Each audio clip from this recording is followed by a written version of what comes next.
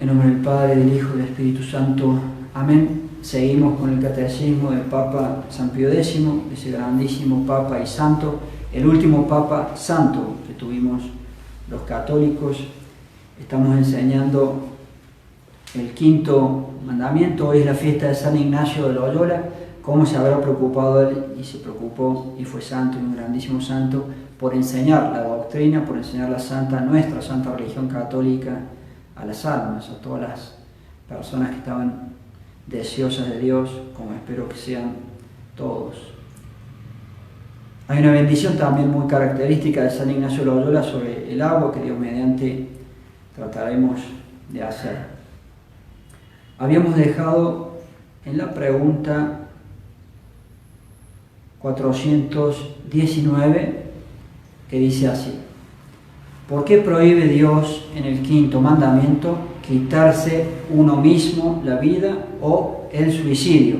¿Por qué prohíbe Dios el suicidio? Respuesta del catecismo: en el quinto mandamiento prohíbe Dios el suicidio porque el hombre no es dueño de su vida. Nosotros tenemos que cuidar nuestra vida. El que decide cuándo morimos es Dios. El hombre no es dueño de su vida.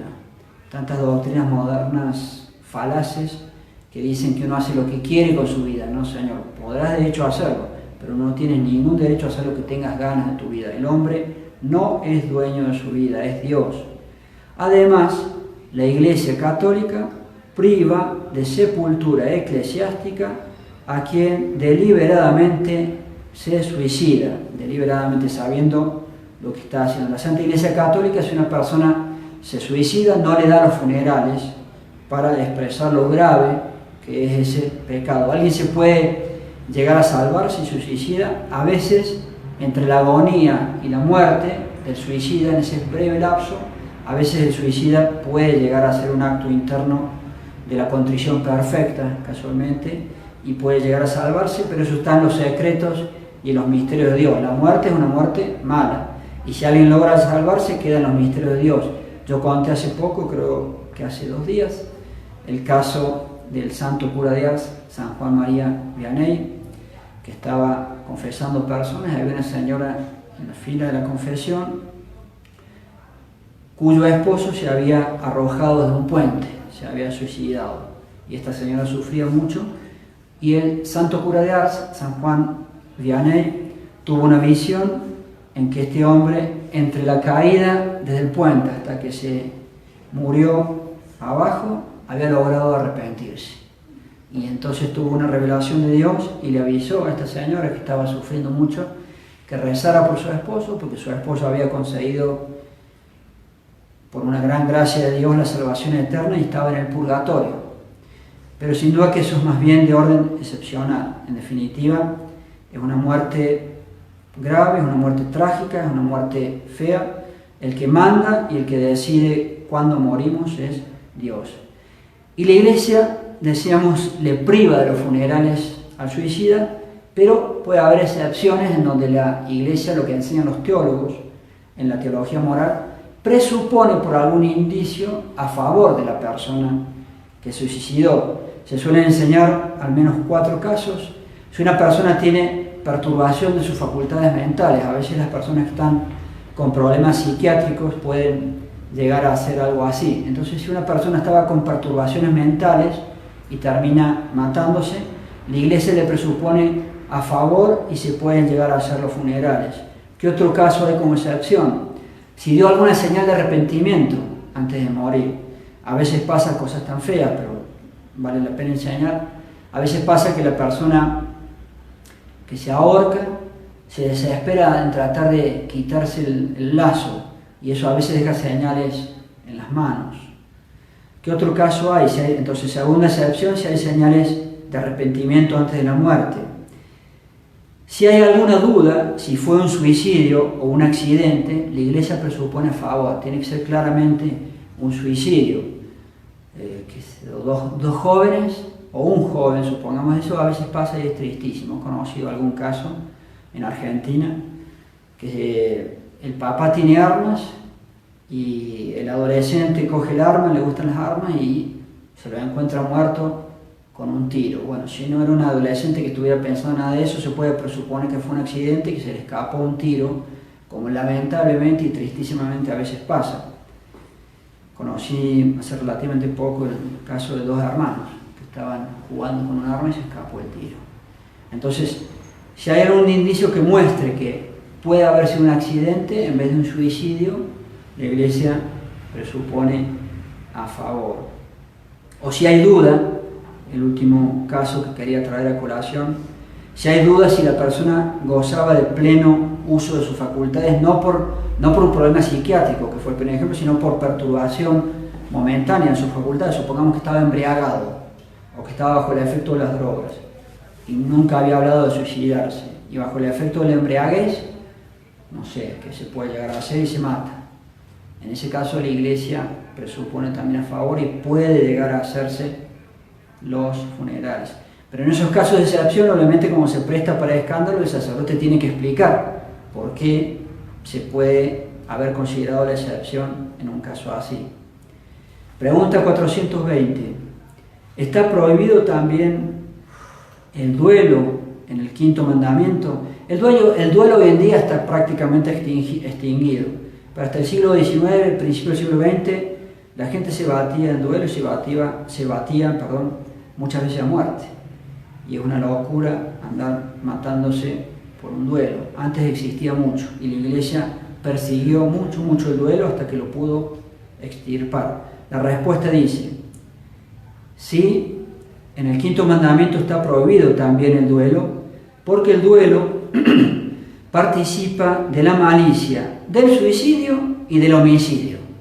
O porque te arriesgas a que te maten, o porque tú matas a otro. Entonces, esa es la gravedad del duelo. Participa de la malicia, del suicidio, te estás arriesgando a que te maten, o del homicidio cuando tú lo matas al otro. Y está excomulgado, hay excomunión, todo aquel que voluntariamente toma parte en un duelo, aún como simple espectador. Siempre estaban los testigos en los duelos antiguos, quedas excomulgado por haber estado presente. Siguiente pregunta. ¿Y se prohíbe también el duelo cuando excluyen el peligro de muerte? También se prohíbe este duelo, porque no solo no podemos matar, pero ni aún herir voluntariamente a nosotros mismos o a los demás.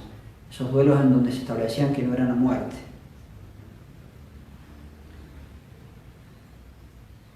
¿Puede excusarse el duelo con la defensa del propio honor? Yo me voy a batir en duelo por el honor. Respuesta: no, porque no es verdad que en el duelo se repare la ofensa. Te vas a matar o lo vas a matar tú al otro y no repara ninguna ofensa eso, y te vas al infierno. Y porque no puede repararse el honor con una acción injusta, irracional y bárbara, el barbarismo, como el duelo. Es una acción injusta, irracional y bárbara. ¿Qué nos manda el quinto mandamiento? El quinto mandamiento nos manda perdonar a nuestros enemigos y querer bien a todos. Pregunto a los feligreses que estarán en sus casas viendo la misa, ¿rezan por los enemigos? Es una obligación. Un católico tiene que rezar por sus enemigos. Yo no sé si todos los feligreses alguna vez han considerado que Dios les va a pedir cuenta si no han rezado por sus enemigos.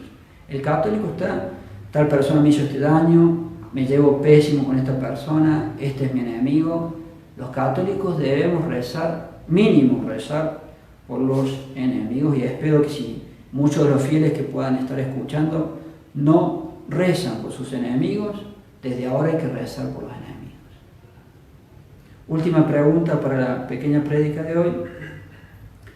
¿Qué ha de hacer quien ha perjudicado al prójimo en la vida del cuerpo o del alma?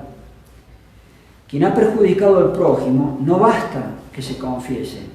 Ha de reparar el mal que ha hecho, resarciendo los daños producidos, retractándose de los errores que enseñó y dando buen ejemplo. Yo lo rompí, me enloquecí con el vecino, le arrojé sin que me viera una piedra y le rompí una ventana. Padre, me vengo a confesar cómo pude hacer eso. Dios te perdona, pero tienes que arreglar el vidrio, obviamente. Tienes que reparar el daño que causaste. Trabajaba en una tienda y me tenté y cogí plata de la tienda. Dios te perdona, pero tienes que devolver el dinero, obvio. Tema de actualidad, tristísimo, feo y falta de respeto consigo mismo.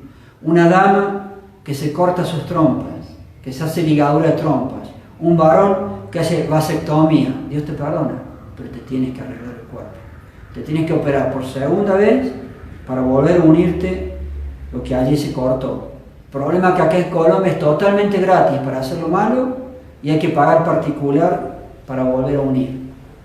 Pero hay que reparar el daño causado, en ese caso, en el propio cuerpo, para que Dios perdone.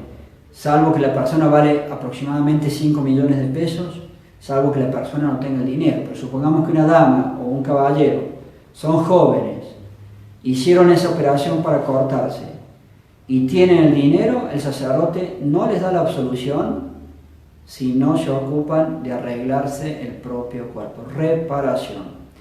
Siguiente ejemplo que ponía acá, la última pregunta.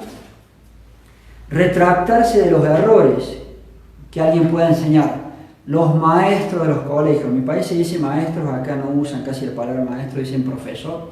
Los profesores de los colegios, que le enseño educación sexual, que le enseño que la unión libre es fantástica, que le enseño que no hace falta casarse por la iglesia, que le enseño que el aborto no es ningún problema, que le enseño a los niños a hacer tal o cual pecado de impureza solo o acompañado, que les enseño a los alumnos que las relaciones entre novios son fantásticas, que les enseño a los alumnos que Dios no nos ha creado y no existe, que les enseño a los alumnos que la evolución es fantástica, que no nos creó Dios, que venimos del mono. Mentira, mentira absoluta la evolución.